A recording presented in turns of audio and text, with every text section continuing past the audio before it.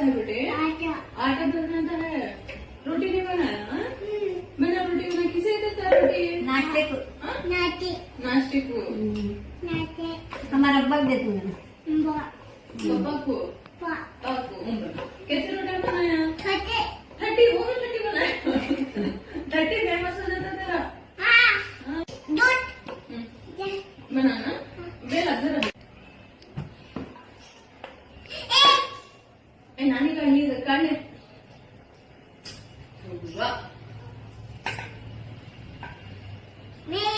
मेरी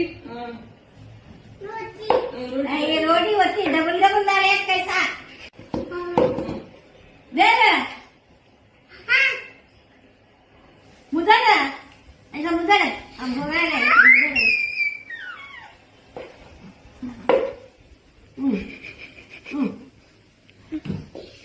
पकाने को खा को स्कूल में जा।